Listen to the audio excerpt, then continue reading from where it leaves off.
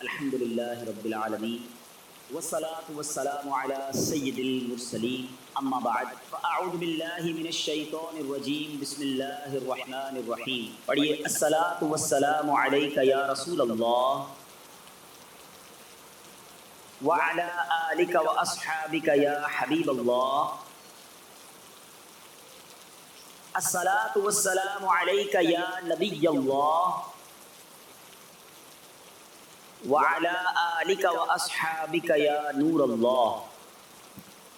پھر جا رہے ہیں اہل محبت کے قافلے، پھر جا رہے ہیں اہل محبت کے قافلے، پھر یاد آ رہا ہے مدینہ کا۔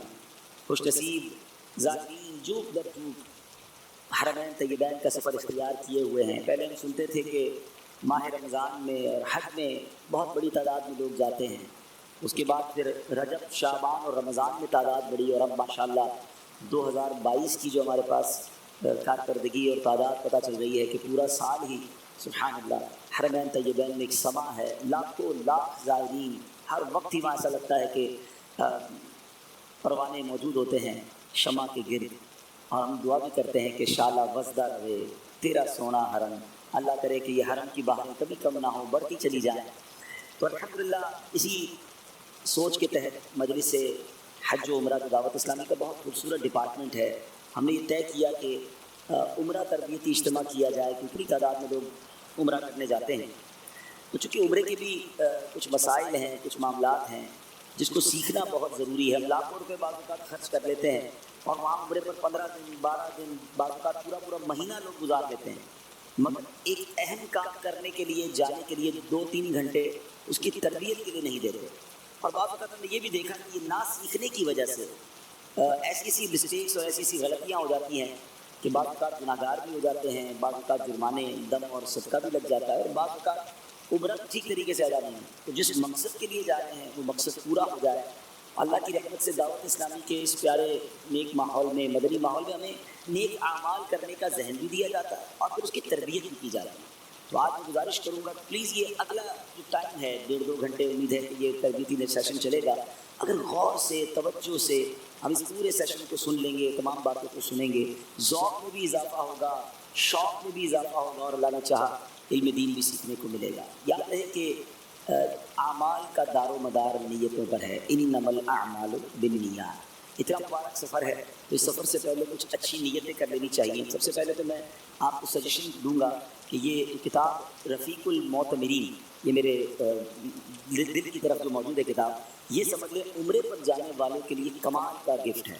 یہ کتاب آپ کے ساتھ ہونی چاہیے۔ میں تقریباً آج کا پورا جو بیان ہے وہ اسی کتاب سے انشاءاللہ حاصل کر کے برکتیں لے کر آپ تک پہنچاؤں گا۔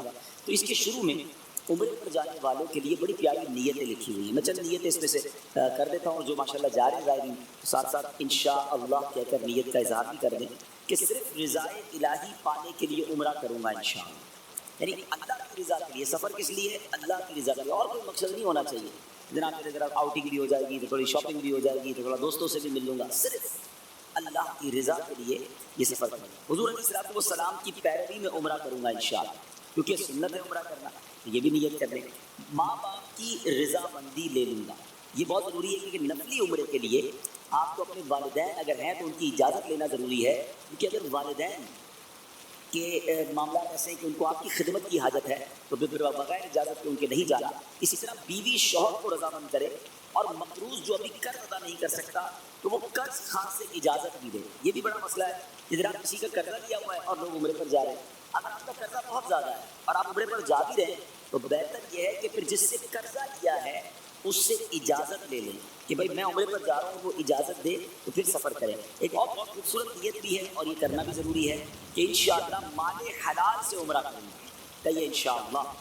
چلتے وقت گھر والوں، رشتہ داروں اور دوستوں سے قصور معاف کرواؤں گا اور ان سے دعا بھی کرواؤں گا۔ یہ بزرگوں کا بھی طریقہ ہے کہ جب بھی سفر پر جائیں تو معافی تلافی کر لیں، دعا بھی کروا لیں۔ تو آپ جاتے ہوئے عمرے پر اپنے رشتہ داروں سے، دوستوں سے کہ میں حرمین جا رہا ہوں، مجھ سے کوئی غلطی ہو گئی تو معاف کر دیں، ان کی دل آزاری ہوئی ہے تو اس پہ معافی مانگیں، تو یہ انشاءاللہ دعاؤں سے ساتھ جائیں گے تو اللہ نے چاہا اور برکتیں ملیں گی۔ اچھا، ایک اور بہت خوبصورت نیت ہے اور یہ مقبول عمرے اور مقبول حج کی نشانی بھی ہے کہ حاجت سے زائد توشہ، یعنی آپ کو جتنے پیسوں کی ہے سامان کی ضرورت ہے اس سے تھوڑا زیادہ رکھیں تو اس پہ راستے پر جو آپ کے ساتھ عمرے میں ساتھ چل رہے ہیں، سفر پر ساتھ چل رہے ہیں، ان پر خرچ کروں گا یا فقراء پر خرچ کروں گا؟ تو یہ بڑی اچھی نیت ہوتی ہے کہ بندہ کہے یار ایک احرام ایکسٹرا لے لیتا ہوں، ایک چپل کی ضرورت ہے 2 چپل رکھ لیتا ہوں، تھوڑے پیسے زیادہ رکھ، جس کو اللہ نے جتنی وسعت دی ہے، اپنے لیے کوئی چیز لی ہے یار ایک ایکسٹرا لے لیتے ہیں، شاید کسی کو راستے میں ضرورت پڑ جائے گی.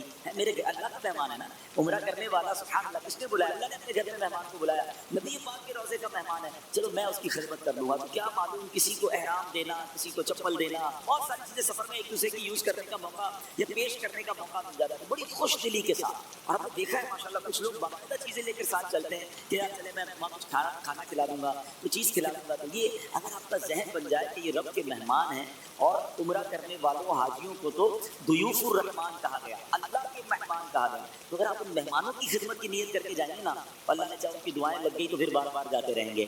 مجھ سے کئی لوگ پوچھتے رہتے ہیں کہ کوئی ایسا طریقہ بتائیں کہ بار بار حاضری نصیب ہو، بار بار حاضری نصیب ہو. ویسے تو بہت سارے طریقے ہیں، یقیناً درود پاک کی کثرت کریں، وہاں جا کر دعائیں مانگیں، مگر میں نے ایک فارمولہ دیکھا ہے کہ میں نے کئی اسلاموں کو کہا کہ کام کریں جب آپ حج کرنے جائیں یا عمرہ کرنے جائیں نا، تو وہاں اللہ کے مہمانوں کی خدمت آپ ان کی خدمت کریں، ان کی دعائیں لے لیں، انشاءاللہ بار بار جاتے رہیں گے. اور ایسا آپ نے دیکھا کہ جو یہ کرتے ہیں انہیں ماشاءاللہ بلاوا ملنا شروع ہو جاتا ہے. اچھا پھر ایک اور نیت کرتے ہیں کہ دوران سفر ذکر و درود سے دل بہلاؤں گا.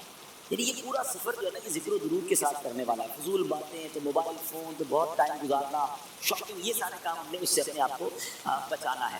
بھیڑ کے موقع پر لوگوں کو اذیت نہ پہنچے اس بات کا میں خیال رکھوں گا، اور اگر خود کسی سے تکلیف پہنچی تو صبر کرتے ہوئے معاف کر دوں گا.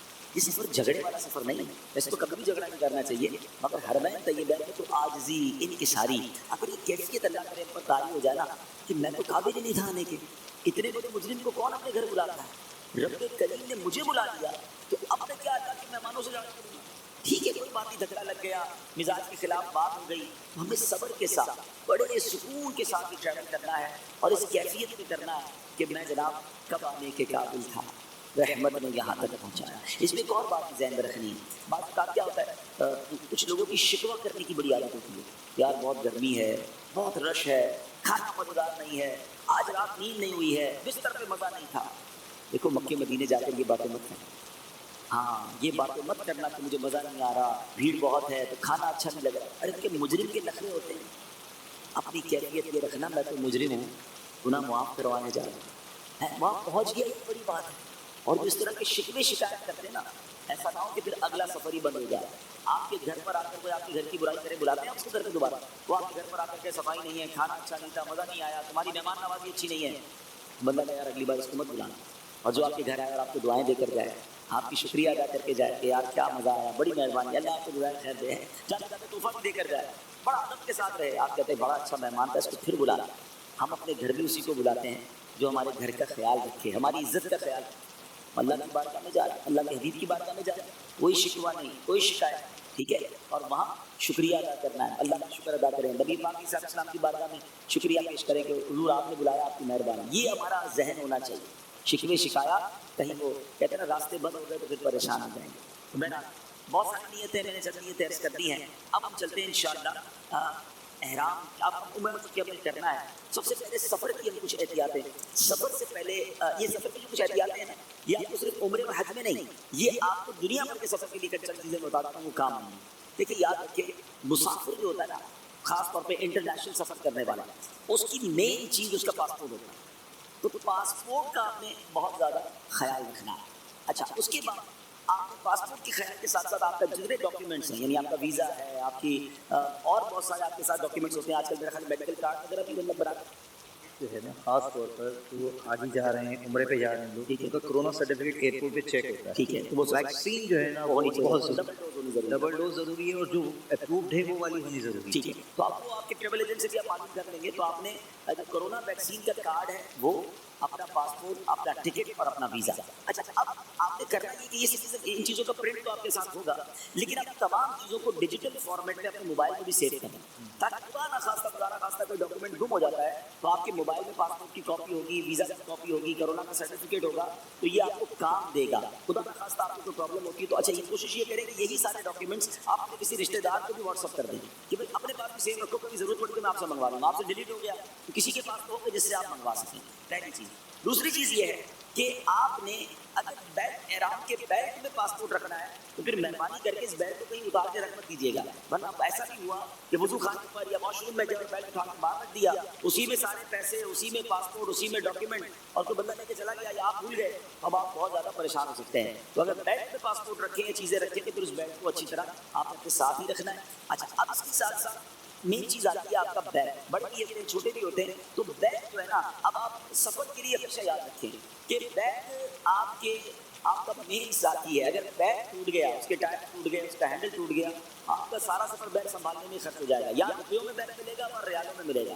بیگ اچھا لے لیں اور مضبوط لے لیں۔ اچھا، لوگ کہتے ہیں کتنا مضبوط لیں، تو میں کہتا ہوں یوں سمجھ لو کہ آپ کے بیگ میں سامان ڈالیں، اس کو اگر بار بار پھینکا جائے وہ بیگ زندہ رہے گا کہ نہیں؟ اور واقعی ایسا ہوتا ہے، ہر بیگ میں بیگ پھینکا ہی جاتا ہے۔ تو ذرا مضبوط تگڑا بیگ لے لیں، اس پہ تھوڑا خرچہ کر لیں، یہ آپ کو سارے سفر میں سکون میں لے آئے گا، اور پھر آئندہ سفر میں بھی کام آئے گا، ایسے تو نہیں ختم ہو جائے گا، یہ کام ہی آئے گا آپ کو۔ اور جیسے یہ 4 وہیل والا آج کل جب سے بیگ آیا ہے، یہ بڑا آسان ہو گیا، یہ ذرا دیکھ لیں اس کو کہ اس کے 4 ٹائر، اب یہ سیدھا سیدھا بھی آپ کے ساتھ چلتا رہے گا، آپ کو کھینچنا نہیں پڑے گا، وزن بھی ہوگا تو آسانی رہے گی۔ ایک مختصر بات کر دیتا ہوں، ورنہ باتیں تو بیگ کے حوالے سے بہت ساری ہیں۔ کچھ لوگ بیگ میں بہت سامان بھرتے ہیں، اتنا سامان نہ بھریں کہ اس کی بھی سانس رک جائے، اور پھر بعد میں اس کو بیٹھ کر بند کرنا پڑتا ہے۔ جب جس کو آپ نے بھری اتنا دیا ہے، اس کے ٹوٹنے کے چانسز بھی زیادہ ہیں، بلکہ وہ زپ سے بند نہیں ہوتا، رسیوں سے باندھے ہوتے ہیں۔ تو اتنا ظلم نہ کریں اس وقت، تو بیگ لیں اور بیگ میں جتنا سامان آ سکتا ہے اتنا ہی سامان لیں۔ ہاں، اس کو تو پھر یہ بھی ہے کہ جو آپ کی ایئر لائن ہے اس سے آپ کو معلوم کرنا ہوگا کہ آپ کو کتنا سامان الاؤ ہے۔ آپ کو اگر 20 کلو الاؤ ہے تو آپ نے 20 کلو لے کے جانا ہے، 30 الاؤ ہے تو 30، تاکہ ایسا نہ ہو کہ آپ اتنا بھر لیں کہ پھر ایئرپورٹ پہ سامان نکالنا پڑے۔ تو ان چیزوں کا خیال رکھیں۔ تو یہ چند باتیں تھیں، باقی انشاءاللہ احرام کی اور پھر چپل کی اور بیلٹ کی بات میں آگے جا کر کرتا ہوں۔ اسی طرح ڈاکیومنٹس ہو گئے، آپ نے بیگ وغیرہ لے لیا۔ اب اس کے بعد ہمیشہ یاد رکھیں کہ آپ نے جب عمرے کے لیے روانہ ہونا ہے نا، تو احرام کہاں سے باندھنا ہے، یہ بہت اہم بات ہے۔ بعض اوقات تقریباً تو پاکستان سے دیکھا گیا کہ زیادہ تر ہماری فلائٹس کسی نہ کسی ملک سے ہو کر جاتی ہیں، یا تو دبئی سے ہو کر جاتی ہیں، یا عمان سے ہو کر جاتی ہیں، یا قطر سے ہو کر جاتی ہیں۔ اور اگر مجھے پاکستان کے باہر سے لوگ سن رہے ہیں تو کہیں نہ کہیں سے بعض اوقات فلائٹس کسی ایک ملک سے اسٹاپ اوور کے بعد جاتی ہیں۔ اچھا، ایک تو یہ، اب جدہ بھی جاتا ہے، لیکن 2 جگہ نارملی جاتا ہے، جدہ شریف جاتا ہے یا مدینہ شریف جاتا ہے۔ مدینہ شریف جانے والے کو تو احرام باندھنے کی کوئی ضرورت نہیں ہے، عمرہ مکہ پاک میں ہوتا ہے، تو جب آپ جدہ کی فلائٹ لیں گے تو تب آپ نے احرام باندھنا ہے۔ لیکن کب باندھنا ہے، یہ بہت اہم بات ہے۔ ہمیشہ یاد رکھیں کہ جب آپ کی فلائٹ جدہ کے لیے اڑ رہی ہے، اب آپ کراچی سے جدہ ڈائریکٹ جا رہے ہیں تو ٹھیک ہے، آپ گھر سے احرام باندھ کے چلے جائیں یا ایئرپورٹ پر باندھ لیں۔ لیکن اگر آپ کی فلائٹ دبئی سے ہو کر جا رہی ہے، عمان سے ہو کر جا رہی ہے، کسی اور بھی ملک سے ہو کر جا رہی ہے، تو جو فلائٹ آپ کی اب جدہ کے لیے اڑے گی، یعنی دبئی جدہ فلائٹ جب شروع ہو جائے یا عمان جدہ شروع ہو جائے، قطر جدہ ہو جائے، اس فلائٹ سے پہلے آپ احرام باندھیں تو اس کا فائدہ یہ ہوگا کہ احرام کی جو پابندیاں ہیں یا احرام پہننے کے بعد جو آپ تھوڑا سا ڈسکمفرٹ فیل کرتے ہیں، تو وہ آپ کا ابھی سے شروع نہیں ہو جائے گا۔ تو آپ احرام، بیلٹ، چپل وغیرہ اپنا ہینڈ بیگ میں رکھ لیں، اور اس فلائٹ سے پہلے ایئرپورٹ پر بھی جگہ ہوتی ہے، واش رومز وغیرہ ہوتے ہیں، وہاں بھی باندھ سکتے ہیں، جہاز کے اندر بھی چاہیں، لیکن جہاز تھوڑا مشکل ہو جاتا ہے تو بہتر ہے ایئرپورٹ پر باندھ لیں۔ اچھا، کبھی کبھی ایسا ہوتا ہے کہ فلائٹ تو وایا ہوتی ہے لیکن بہت تھوڑا ہی اسٹے ہوتا ہے، 1-1.5 گھنٹے کا اسٹے ہے۔ اب آپ کے پاس اتنا ٹائم نہیں ہوتا کہ آپ دبئی ایئرپورٹ پہ اتریں اور احرام باندھیں، تو پھر ٹھیک ہے، آپ پاکستان سے احرام باندھ لیں، مگر نیت جب کریں کہ جب آپ کا جہاز جدہ کے لیے ٹیک آف ہو جائے اور آپ کا جہاز ہموار ہو جائے، بیلٹ وغیرہ آپ کے کھولنے کا سائن آ جائے، آپ سکون میں آ جائیں، تو اب نیت کر لیں۔ اب پتہ ہے آپ نے انشاءاللہ جدہ شریف جا کر لینڈ کرنا ہے۔ سبحان اللہ، عمرے کے سفر کی تو کیا بات ہے۔ نبی پاک صلی اللہ علیہ وسلم کا فرمان عالی شان ہے کہ جو عمرے کے لیے نکلا اور مر گیا، اس کے لیے قیامت تک عمرہ کرنے کا ثواب لکھا جائے گا۔ اچھا، ایک اور چیز ہے، عمرے سے عمرہ تک ان گناہوں کا کفارہ ہے جو درمیان میں ہوئے، اور حج مبرور کا ثواب جنت ہی ہے۔ اللہ ہمیں عمرہ بھی نصیب فرمائے اور حج بھی نصیب فرمائے، یعنی ایک عمرے سے دوسرے عمرے کے درمیان جو گناہ ہیں، یہ عمرے سے عمرے کے درمیان گناہ معاف کر دیے جاتے ہیں۔ اور سبحان اللہ، وہ خوش نصیب جو ماہ رمضان میں عمرہ کرنے جائے، اللہ کے حبیب علیہ السلام فرماتے ہیں کہ رمضان میں عمرہ میرے ساتھ حج کے برابر ہے۔ یعنی رمضان میں عمرہ کرنے والا ایسا ہے جس نے نبی پاک علیہ السلام کے ساتھ حج کیا، اس سے بڑی سعادت کیا ہے۔ آپ سب کو سفر مبارک ہو، لیکن اس سفر کو بڑے سوز کے ساتھ، بڑی رکت کے ساتھ، بڑی دعاؤں کے ساتھ، اور بعض اوقات یہ بھی ہم نے دیکھا کہ پہلے آپ رو رہے ہوتے ہیں کہ حرمین پہنچ جائیں، مکہ دیکھیں، مدینہ دیکھیں۔ اچھا، ادھر جا کر حرم میں ہم گزارتے ہیں، بازار میں وقت زیادہ گزارتے ہیں۔ جب یہ موقع ملا ہے، آپ یقین کریں کئی لوگ ہیں، کروڑوں لوگ جو تڑپ رہے ہیں، جو نہیں جا سک رہے ہیں۔ آپ جا رہے ہیں، اپنے لیے بھی دعا کیجیے گا، ہمارے لیے بھی دعا کیجیے گا، اور یہ وقت گزاریے گا حرم میں۔ اگر مکے میں تو کعبے کے سامنے بیٹھ جائیں، تلاوت کریں، نمازیں پڑھیں، طواف کریں، عمرے کریں۔ وقت وہاں گزارے زیادہ.